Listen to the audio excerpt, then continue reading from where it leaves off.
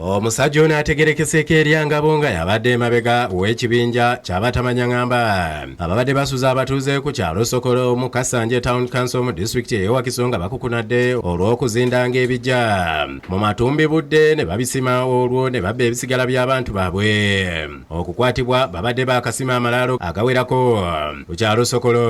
Kitukubye enkyuku ennyo nga mulimu n'abaana abaffe enzaaba ez'oku kyalo. Ngabo atuusiddwa Sokolo wakati mu bukuumi obw'amaanyi okubadde abasirikale abapoliisi ne bambega okuva ku poliisi e Kasanje n'abalambuza amalaalo ag'enjawulo.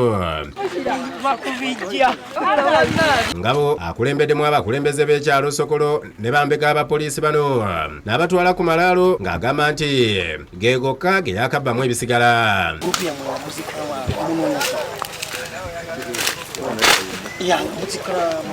Ekyamukisa mulungi abantu abo bakwatibwa ate era tubeere bakkakkamu abantu bano poliisi nga batuse emikono gyabwe tumanyi tejatuyamba ensonga zaffe zituuke mb'amateeka ate zikolebweko. Naye ekyomukisa omulungi tewaliwo yeeganye ebintu byonna babikkiriza nti bwe basimula obuwanga bw'abafu abo.